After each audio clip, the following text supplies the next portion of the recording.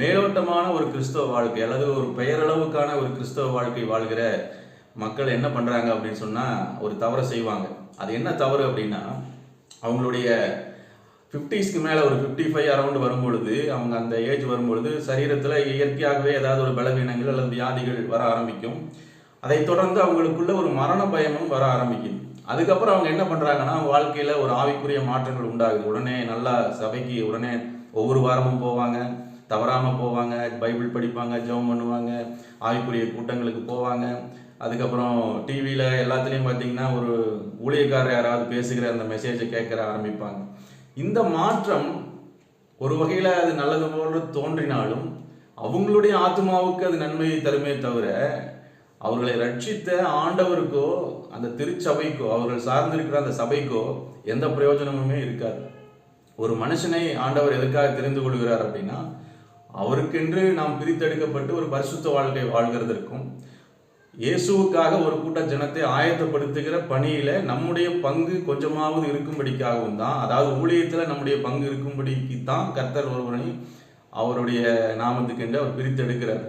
ஆனால் நடக்கிறது என்ன அப்படின்னா, நம்முடைய இள வயதில் நம்முடைய இஷ்டம் போல மனம் போன போக்கில் வாழ்ந்துட்டு கடைசி நாட்களில் ஒருவேளை நாம் கைவிடப்பட்டுருவோமோ, நம்முடைய வாழ்க்கை ஆண்டவருக்கு பிரயோஜனம் இல்லாமல் போயிடுமோ, ஒருவேளை நான் கைவிடப்பட்டுருவனோ, நான் நிராகரிக்கப்பட்டு விடுவேனோ என்கிற பயத்தில் இந்த மாற்றங்கள் உண்டாகிறது. எந்த பிரயோஜனமுமே இருக்காது. ஏன்னா ஆண்டவருக்கு நம்ம பிரயோஜனமாக வாழ வேண்டிய வயதில் நாம் அதை தவற விடுவது மிக மிக கொடுமையான ஒரு விஷயம்.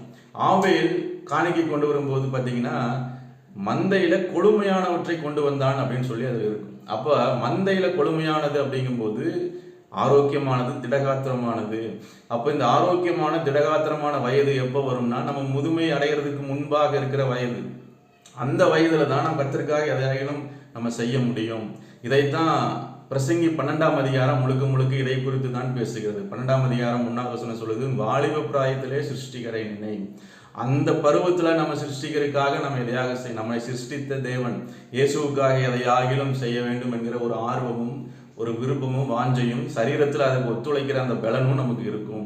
அப்படி இருக்கும்போது கர்த்தருக்காக நம்ம வாழ்வதும் கர்த்தருக்கென்று நம்ம ஊழியத்தில் பங்கெடுப்பதும் ஒரு சிறப்பான ஒரு செயலாக இருக்கும். அதற்காகத்தான் ஆண்டவர் நம்மை பிரித்தெடுத்தார். இப்படி செய்யும் பொழுது ஆண்டவர் சந்தோஷப்படுவார். ஆனால் நாம் செய்கிறது தலைகீழாக இருக்கு.